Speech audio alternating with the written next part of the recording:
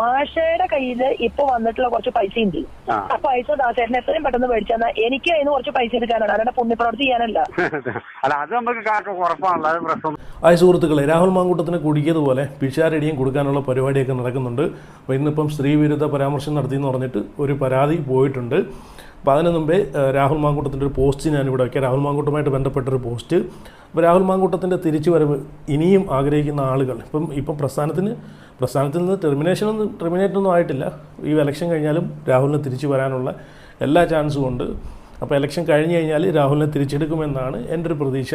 അപ്പം രാഹുൽ ഈ ഒരു പ്രസ്ഥാനത്തിലേക്ക് വേണം, കോൺഗ്രസ് പ്രസ്ഥാനത്തിലേക്ക് വേണം. അപ്പോൾ കഴിഞ്ഞ രാഹുലിട്ട വീഡിയോ ഒക്കെ കണ്ടല്ലോ, അതൊക്കെ കാണുമ്പോഴത്തേക്ക് നമ്മൾ ആഗ്രഹിച്ച് പോകുന്ന ഈ ഒരു പ്രസ്ഥാനത്തിലേക്ക് രാഹുലിനെ പോലെയുള്ള ആളുകൾ ഉണ്ടെങ്കിലേ ഈ പറഞ്ഞിട്ടുള്ള കടൽക്കൊള്ളന്മാരുടെ ഈ കള്ളങ്ങളൊക്കെ പൊളിച്ചെടുത്ത് വെളിയിൽ കൊണ്ടുവരാൻ സാധിക്കുമെന്ന് നമ്മൾ ഒരു നിമിഷം ചിന്തിച്ചു പോയ ആളുകൾ എത്ര പേരുണ്ട് അല്ലേ? ആ ഒരു വീഡിയോ കണ്ടപ്പോഴത്തേക്ക് കണക്കുകൾ കാണിക്കുക എന്ന് പറഞ്ഞ് രാഹുൽ മാങ്കൂട്ടത്തിൻ്റെ ഒരു വീഡിയോ ഉണ്ടല്ലോ.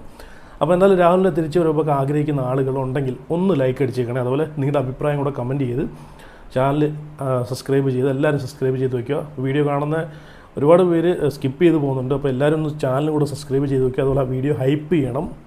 അപ്പോൾ രാഹുൽ മാങ്കൂട്ടവുമായിട്ട് ബന്ധപ്പെട്ടൊരു പോസ്റ്റ് ഞാൻ ഇവിടെ വയ്ക്കാം. അതിനുശേഷം ശോഭാ സുരേന്ദ്രൻ്റെ ഒരു ഞെട്ടിക്കുന്നൊരു വോയിസ് കിട്ടിയിട്ടുണ്ട്. ഞാനിവിടെ ലാസ്റ്റ് കൊടുക്കാം.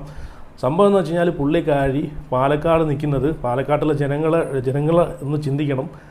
ഇപ്പോൾ ഈ പുള്ളിക്കാരി നിൽക്കുന്നത് കിട്ടുന്ന പൈസ കൊണ്ട് പാർട്ടി ജയിച്ചു കഴിഞ്ഞാൽ അവർക്ക് ഇൻ കേസ് ജയിച്ചു കഴിയുവാണെങ്കിൽ അതിൻ്റെ പേരിൽ കിട്ടുന്ന പൈസ കൊണ്ട് പുട്ടടിക്കാനുള്ള പരിപാടിയാണ്. അല്ലാതെ പാലക്കാട്ടിലെ ജനങ്ങളെ സേവിക്കാനോ പാലക്കാടിൻ്റെ വളർച്ചയ്ക്ക് വേണ്ടിയിട്ടോ അല്ല. ഇവർ രാഷ്ട്രീയ പ്രവർത്തനം നടത്തുന്നത് പൈസ ഉണ്ടാക്കാൻ വേണ്ടിയിട്ടാണെന്നുള്ള തെളിവാണ് കിട്ടിയിരിക്കുന്നത്. അപ്പം ജനങ്ങൾ അറിഞ്ഞുകൊണ്ട് വോട്ട് ചെയ്യുക. അപ്പം പിന്നെ എൻ്റെ ആഗ്രഹം UDF വരണമെന്നാണ്. പിന്നെ പിഷാരടിയെ നിർത്തിയതിൽ എനിക്കൊരു ചെറിയൊരു ഇതുണ്ട്, രാഹുലിനെ മാറ്റിയിട്ട് പിഷാരടി നിർത്തിയതിൽ. പക്ഷേ കോൺഗ്രസ് പാലക്കാട് വരണം. കാരണം ഈ വട്ടം ഇപ്പം പിഷാരടി നിൽക്കുന്നു എന്ന് പറഞ്ഞിട്ട് സീറ്റ് കൊണ്ടുപോയി ശോഭാ സുരേന്ദ്രന് സീറ്റ് കൊടുത്തു കഴിഞ്ഞാൽ പാലക്കാട് ജനങ്ങൾ അനുഭവിക്കും. വേറൊന്നുമല്ല, ഈ ശോഭാ സുരേന്ദ്രൻ ഇപ്പം ചെയ്യുന്ന വേല എന്താണ്? മുസ്ലിങ്ങളെയും ഹിന്ദുക്കളെയും തമ്മിൽ അടുപ്പിക്കുന്ന ഒരു പരിപാടിയാണ് ഇവർ ചെയ്തുകൊണ്ടിരിക്കുന്നത്. ഇപ്പം വർഗീയത കാണിച്ച് ഇപ്പം മുസ്ലിങ്ങളെയും ഹിന്ദുക്കളെയും മുസ്ലിങ്ങളെ മേലങ്ങോട്ട് കയറുവാണ്, മുസ്ലിങ്ങളെ ഹിന്ദുക്കളെയും മേലങ്ങോട്ട് കയറി വർഗീയത തുപ്പിക്കൊണ്ടിരിക്കുകയാണ് അല്ലേ? അപ്പം എന്തായാലും അപ്പോൾ അതൊക്കെ മനസ്സിലാക്കിയിട്ട് വേണം വോട്ട് ചെയ്യാൻ. അപ്പോൾ എന്തായാലും ഞാനിവിടെ ആ ഒരു പോസ്റ്റ് വയ്ക്കാം. ഇന്നലെ രാഹുൽ മാങ്കൂട്ടത്തിൽ ചെയ്ത വീഡിയോ സോഷ്യൽ മീഡിയ ഉപയോഗിക്കുന്ന ഒട്ടുമിക്ക മലയാളികളും കണ്ടിട്ടുണ്ട് എന്നതിൽ സംശയമില്ല. അതിനുള്ള സ്വീകാര്യതയാണ് അദ്ദേഹത്തിന് ആ വീഡിയോയ്ക്ക് കിട്ടിയ ലൈക്ക്, പിന്തുണ, അതാണ് ഞാൻ പറയുന്നത്. ഉറപ്പായിട്ടും നിങ്ങൾ രാഹുലിനെ പിന്തുണയ്ക്കുന്ന ആളുകൾ ഉറപ്പായിട്ട് ലൈക്ക് ചെയ്യണമെന്ന്.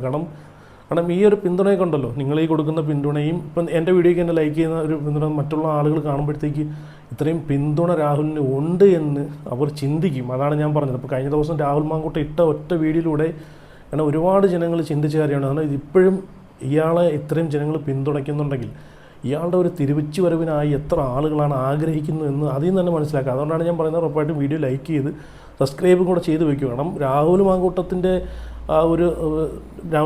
തിരിച്ചു വരവ് ആഗ്രഹിക്കുന്ന ആളുകളുടെ ഒരു പിന്തുണ ഉറപ്പായിട്ടും നമുക്ക് വേണം. പിന്തുണ ഉണ്ടെങ്കിൽ മാത്രമേ നമുക്ക് പുള്ളിക്കും ഒരു തിരിച്ചുവരവ് സാധ്യമാകത്തുള്ളൂ. അല്ലെങ്കിൽ നമ്മളാരും പിന്തുണയ്ക്കാതെ പുള്ളിയെ സപ്പോർട്ട് ചെയ്യാതെ വെറുതെ വായു അടച്ച് മിണ്ടാതിരുന്നു കഴിഞ്ഞാൽ പുള്ളി ഈ പറഞ്ഞ പോലെ ഡിപ്രഷൻ്റെ വക്കിലേക്ക് എത്തി. പുള്ളി രാഷ്ട്രീയം എന്നൊരു സാധനം നിഘണ്ടുവിൽ തന്നെ പുള്ളി മായ്ച്ചു കളയും. ഇപ്പം സപ്പോർട്ട് ചെയ്യാനും പിന്തുണയ്ക്കാനും ആളുകളുള്ളതുകൊണ്ടാണ് പുള്ളി ഊർജ്ജസ്വലതയോടുകൂടി വീണ്ടും പുള്ളി ഫയറായിട്ട് കയറി വരുന്നത്. അത് 24 എക്സ്ക്ലൂസീവിന് കൊടുത്ത ഇൻ്റർവ്യൂവിനകത്തുണ്ടല്ലോ. കാരണം ഞാൻ ഇത്രയും വിചാരിച്ചില്ല എന്നെ പിന്തുണയ്ക്കാൻ ആളുകൾ ഉണ്ട്. അപ്പം പുള്ളി തന്നെ പുള്ളിയുടെ തെറ്റ് ജനങ്ങളിലേക്ക് പുള്ളി എടുത്ത് പറഞ്ഞ് പുള്ളി ഇനി ആ ഒരു രീതിയിലേക്ക് പോകത്തില്ല എന്ന് പുള്ളി പറഞ്ഞിട്ടുണ്ട്. അതിൽ കൂടുതലൊന്നുമില്ലേ, മനുഷ്യരല്ലേ, തെറ്റ് പറ്റാത്ത ആരും തന്നെയല്ലേ. അപ്പം ഞാനോ നിങ്ങളോ എൻ്റെ വീഡിയോ കാണുന്ന എല്ലാവരും അങ്ങോട്ട് ഇപ്പം 100% അങ്ങോട്ട് യേശു ക്രിസ്തുവാണോ? അല്ലല്ലോ. എല്ലാവരും ജീവിതത്തിൽ എൻ്റെ കയ്യിലൊക്കെ തെറ്റുകൂടായ്പം കാണിച്ചു വെച്ചിട്ടായിരിക്കും അവിടെ ഇരുന്ന് കമൻ്റ് ഇടുന്നതും ലൈക്ക് ഇടുന്നതും. ഞാനുൾപ്പെടെ ഞാനും അത്ര നല്ല നന്മ വരാമെന്നൊന്നും ഞാനും പറയുമല്ല. ഞാൻ എൻ്റെ അഭിപ്രായങ്ങൾ ഇതിലൂടെ പറയുന്നു. എൻ്റെ അഭിപ്രായങ്ങളോട് യോജിപ്പുള്ള ആളുകൾ കേട്ടാൽ മതി, അല്ലാത്തവർ കേൾക്കണമെന്നൊക്കെ ഒരു താല്പര്യമില്ല. അപ്പം അതുപോലെയാണ് ഈ വിഷയത്തിനകത്തും. ഓക്കെ, അപ്പം ബാക്കി ഞാൻ വായിക്കാം. അദ്ദേഹത്തിന് വീഡിയോയ്ക്ക് കിട്ടിയ ലൈക്ക്, പിന്തുണ പാർട്ടി എടുത്ത തീരുമാനത്തിനോട് 100% യോജിപ്പ് കൊണ്ട് പാർട്ടിക്കും മുന്നണിക്കോ ഒരു രീതിയിലുള്ള പ്രതിസന്ധികളും സൃഷ്ടിക്കാതെ പാർട്ടിക്ക് പുറത്തു നിന്നുകൊണ്ട് പാർട്ടിക്ക് വേണ്ടി പോരാടുന്ന 916 കേഡർ പ്രവർത്തകരാണ് ഇപ്പോൾ രാഹുൽ. മുൻപ് പറഞ്ഞത് തന്നെ വീണ്ടും പറയുന്നു, ഈ ലോകത്ത് തെറ്റുകൾ സംഭവിക്കാത്ത ഒരു മനുഷ്യൻ പോലും ഉണ്ടെന്ന് ആരും വിശ്വസിക്കുന്നില്ല. ഞാൻ ആദ്യം പറഞ്ഞ പോലെ തെറ്റുകൾ എല്ലാവർക്കും പറ്റും. അതിൻ്റെ സ്വഭാവം മാത്രമേ മാറുന്നുള്ളൂ. ഒരാൾ മാത്രം വിചാരിച്ചാൽ സംഭവിക്കാവുന്ന തെറ്റല്ല രാഹുലിൻ്റെ ഭാഗത്തു നിന്നും ഉണ്ടായതും. തെറ്റുതിരുത്തിയവർക്ക് കൂടി ജീവിക്കാനുള്ളതാണ് ഈ ലോകം. പാർട്ടിയിലേക്ക് തിരിച്ചു വരാൻ കഴിയുന്ന ദൂരത്ത് മാത്രമേ രാഹുൽ മാങ്കൂട്ടം എന്ന ചെറുപ്പക്കാരനുള്ളൂ. അദ്ദേഹം പാർട്ടിയിലേക്ക് തിരികെ വരുമ്പോൾ രാജകീയമായി തന്നെ അവൻ വരും. അവനെ സ്വീകരിക്കാൻ അന്ന് ഇന്നത്തേക്കാൾ ഡബിൾ ആളുകൾ കാണും എന്ന് തന്നെ വിശ്വസിക്കുന്നു. അദ്ദേഹത്തിന് ചുമത്തപ്പെട്ട എല്ലാ കുറ്റങ്ങളിലും നിരപരാധിയാണെന്ന് തെളിയിച്ച ഉടനെ തന്നെ പാർട്ടിയിലേക്ക് തിരിച്ചു വരട്ടെ എന്ന് ആശംസിക്കുന്നു. ഈ ഇലക്ഷൻ കഴിഞ്ഞ ഉടനെ വരും, തിരിച്ചെടുക്കും എന്നാണ് എൻ്റെയും വിശ്വാസം. ചിലപ്പം ഒരു പക്ഷേ ഈ കോൺഗ്രസ് പ്രസ്ഥാനം, ഞാൻ ഇപ്പം പ്രതിപക്ഷ നേതാവ് എടുത്ത തീരുമാനം, വി ഡി സതീശൻ എടുത്ത തീരുമാനം അത്ര നല്ല തീരുമാനമൊന്നും ഞാൻ പറയുന്നില്ല. അപ്പം ഒരു വിട്ടുവീഴ്ചയൊക്കെ ചെയ്യാമായിരുന്നു എന്നാണ് എനിക്കും തോന്നിയത്. കാരണം വി കെ ശശിക്ക് സീറ്റ് കൊടുക്കാമെങ്കിൽ പിന്നെ എന്തുകൊണ്ട് രാഹുലിന് സീറ്റ് കൊടുത്തുകൂടെ? അവിടെ ഒരു ചോദ്യചിഹ്നം കിടക്കുവാണ്. അപ്പം ചിലപ്പം രാഹുലിൻ്റെ ഒരു പിന്തുണയെന്ന് വെച്ച് കഴിഞ്ഞാൽ ഭയങ്കര പിന്തുണയാണ്. രാഹുൽ മാങ്കൂട്ടത്തിൻ്റെ വിഷയം കണ്ട് ഇപ്പം രാഹുൽ ഈ ഒരു പ്രസ്ഥാനത്തിലില്ല, രാഹുലിന് സീറ്റില്ല, എന്നിട്ട് പോലും ചർച്ചാ വിഷയം രാഹുലാണ്. ഈ ഇലക്ഷൻ്റെ സമയത്തും രാഹുൽ മാങ്കൂട്ടമാണ് ചർച്ചാ വിഷയം, രാഹുലിൻ്റെ വിഷയങ്ങളാണ് കത്തിക്കേറുന്നത് അല്ലേ? അപ്പോൾ ഒരുപക്ഷെ ചിലപ്പം പ്രതിപക്ഷത്തുള്ള ആളുകൾ വിചാരിച്ച് കാണും ഇത് മുതലെടുത്ത് രാഹുലിൻ്റെ വിഷയം നിരന്തരം കൊണ്ടിട്ടിട്ട് ചിലപ്പോൾ UDF അടിക്കാനെ കൊണ്ട് ഉള്ള പരിപാടിയൊക്കെ ചില ആളുകൾ ചെയ്യും എന്ന് ഭയന്നിട്ടായിരിക്കാം ഈ പറഞ്ഞതുപോലെ രാഹുലിനെ മാറ്റിയതും. അങ്ങനെയുണ്ട്. പക്ഷേ എനിക്കതിനോട് യോജിപ്പില്ല കേട്ടോ, താല്പര്യമില്ല കേട്ടോ. കാരണം ഗണേഷ് കുമാറിൻ്റെ ഒരു വിഷയം വന്നത് ഈ തെരഞ്ഞെടുപ്പ് അടുത്ത സമയത്താണ് അല്ലേ? ആ സമയത്തെങ്കിലും രാഹുലിനെ ഒന്ന് തിരിച്ച് കയറ്റായിരുന്നു. ഗണേഷ് കുമാറിൻ്റെ വിഷയത്തിൽ നിങ്ങൾ എന്ത് തീരുമാനം എടുത്തു എന്ന് ചൂണ്ടിക്കാട്ടിയിട്ട് അങ്ങനെയാണെന്നുണ്ടെങ്കിൽ ഞങ്ങൾ രാഹുലിനെയും തിരിച്ചെടുക്കുന്നു എന്ന് പറഞ്ഞ് തിരിച്ചെടുത്താണെങ്കിൽ ഈ ഭരണപക്ഷം മിണ്ടത്തില്ലായിരുന്നു. ഗണേഷ് കുമാറിൻ്റെ വിഷയം അവിടെ കിടക്കുമ്പോഴത്തേക്ക് രാഹുലിൻ്റെ വിഷയത്തിലേക്ക് അവർ സംസാരിക്കത്തില്ലായിരുന്നു. പക്ഷേ എന്തോ അതിനകത്ത് ഒരു ഇരട്ടത്താപ്പ്, അതിനകത്തും ആരുടേക്കും ഒരു അജണ്ട, രാഹുൽ വേണ്ട, എന്നെക്കാലം അങ്ങ് മേലെ കയറിപ്പോവും എന്നുള്ളൊരു അജണ്ടയാണ് അതിനകത്തും ഞാൻ കണ്ടത് കേട്ടോ. എൻ്റെ അഭിപ്രായമാണ്, എൻ്റെ അഭിപ്രായം ഞാൻ പറയും. അത് യോജിപ്പുള്ള ആളുകളങ്ങ് ചോദിച്ചാൽ മതി. എനിക്ക് തോന്നുന്നു യൂട്യൂബിലല്ല, ഫേസ്ബുക്കിനകത്ത് വീഡിയോയുടെ അടിയിൽ ഒരുപാട് പേരല്ല, കുറച്ച് ആളുകൾ നല്ല സപ്പോർട്ട് ചെയ്യുന്ന ആളുകളുണ്ട്, അല്ലാത്ത ആളുകളുണ്ട്. ഇപ്പം കുറേ ആളുകൾ ഇതുപോലെ പറയുന്നേക്കാം, അതുപോലെ രാഹുൽ മാങ്കൂട്ടത്തിന് പൈസ മേടിച്ചിട്ടില്ലടാ നീ അങ്ങനെയൊക്കെ പറയുന്നത്. ഇടി ഒരു കാലിച്ചായെങ്കിലും മേടിച്ചിട്ടുണ്ടെങ്കിൽ നിങ്ങളൊന്ന് കാണിച്ചാൽ പുള്ളിയുടെ രാഷ്ട്രീയം ഇഷ്ടപ്പെട്ടു, പുള്ളി നല്ലൊരു രാഷ്ട്രീയ പ്രവർത്തകനാണെന്ന് എനിക്ക് തോന്നി. അതുകൊണ്ടാണല്ലോ കഴിഞ്ഞ വീഡിയോയ്ക്കകത്ത് നമ്മൾ കണ്ടത്, കണക്ക് ഉൾപ്പെടെ അവതരിപ്പിച്ചത്. എത്ര ജനങ്ങൾ അത് സ്വീകരിച്ചു എന്ന് കാണുമ്പോഴത്തേക്ക് നമുക്ക് മനസ്സിലാക്കിക്കൂടെ? ഓക്കെ, ഇനി ഞാൻ ശോഭാ സുരേന്ദ്രൻ്റെ ഒരു വോയിസ് ക്ലിപ്പ് കൂടെ വെച്ച് തരാം. അപ്പോൾ അതിനകത്ത് തന്നെ ശോഭാ സുരേന്ദ്രൻ പറയുന്നുണ്ട്, ഞാനതാ പറഞ്ഞത്. അപ്പം അറിഞ്ഞ് വോട്ട് ചെയ്യുക. ഇവരുടെയൊക്കെ കയ്യിൽ ആ പാലക്കാട് കൊണ്ട് കൊടുത്തു കഴിഞ്ഞാൽ തീർന്നു. പാലക്കാടിലെ ജനങ്ങൾ അനുഭവിച്ചു പോകുന്ന ഈ വോയിസ് റെക്കോർഡ് കേട്ട് കഴിഞ്ഞാൽ മനസ്സിലാവും ഇവരൊക്കെ പ്രവർത്തിക്കുന്നത് പൈസയ്ക്ക് വേണ്ടിയിട്ടാണ്, അല്ലാതെ ജനങ്ങളുടെ ക്ഷേമത്തിനും ഐശ്വര്യത്തിനും വേണ്ടിയിട്ടല്ലെന്ന് ഇതിലൂടെ തന്നെ വ്യക്തമാക്കാം. നിങ്ങൾ ആ വോയിസ് ക്ലിപ്പ് ഒന്ന് കേട്ടു നോക്കെ. പക്ഷേ ഇതിൽ നമ്മുടെ പ്രശ്നത്തിലേ ഉള്ളൂ, മാഷയുടെ കയ്യിൽ ഇപ്പൊ വന്നിട്ടുള്ള കുറച്ച് പൈസ ഉണ്ട്.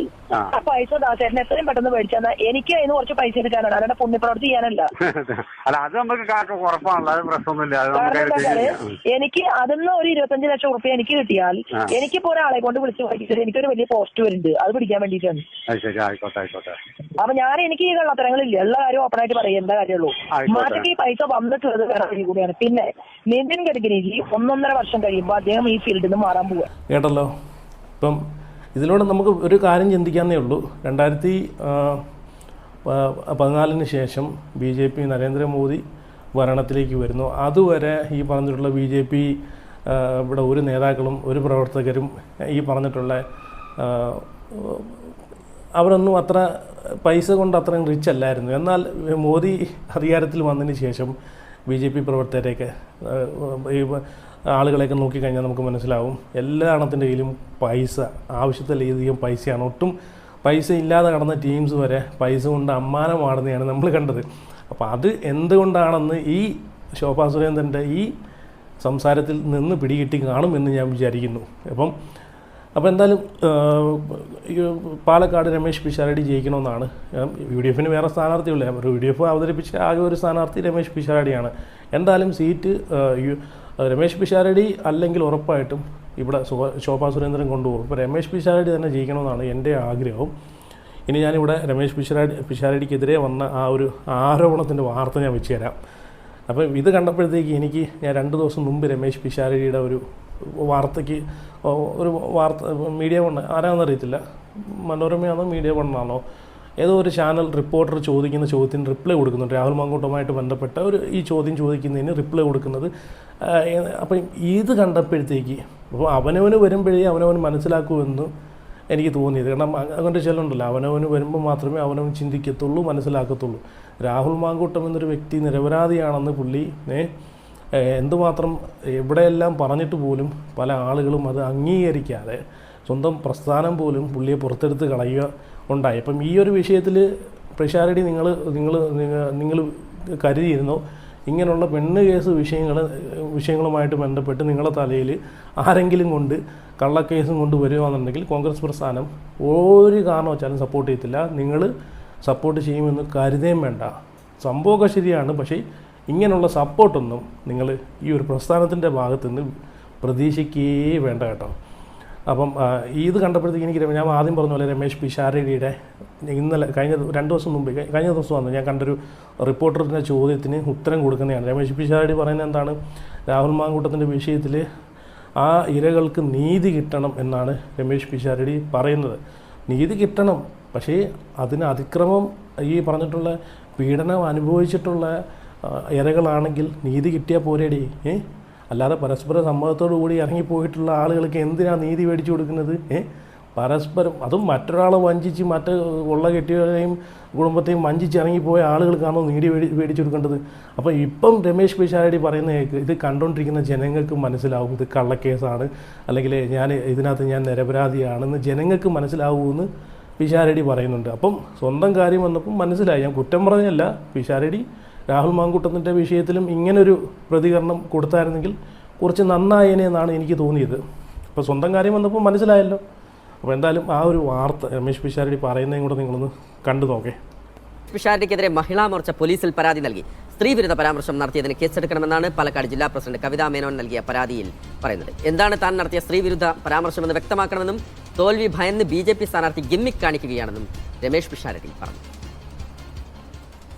ഞാൻ സ്ത്രീവിദ്വേഷ പരാമർശം നടത്തിയെന്നും പറഞ്ഞ് കൊടുത്തിരിക്കുന്ന ഒരു കേസാണ്. ഇത് കണ്ടുകൊണ്ടിരിക്കുന്ന എല്ലാ മലയാളികൾക്കും മനസ്സിലാകും ഇത് ഒരു കെട്ടിച്ചമച്ച കേസ് എന്നുള്ളതിനപ്പുറം ഇതിനകത്ത് ഒന്നും തന്നെ ഇല്ല. എങ്ങനെയാണ് ഞാൻ ഓക്കെ. അപ്പോൾ എന്തായാലും നിങ്ങളുടെ അഭിപ്രായങ്ങളൊക്കെ ഉറപ്പായിട്ട് കമൻറ്റ് ചെയ്യുക, വീഡിയോ ലൈക്ക് ചെയ്യുക, ഹൈപ്പ് ചെയ്യുക. എല്ലാവരും വീഡിയോ കാണുന്ന എല്ലാവരും ആരും സ്കിപ്പ് ചെയ്യില്ലേ, ഉറപ്പായിട്ട് എല്ലാവരും സബ്സ്ക്രൈബ് ചെയ്ത് ഫോളോ ചെയ്ത് വെക്കുക. അപ്പോൾ അടുത്ത വീഡിയോ ആയിട്ട് പിന്നെ വരാം.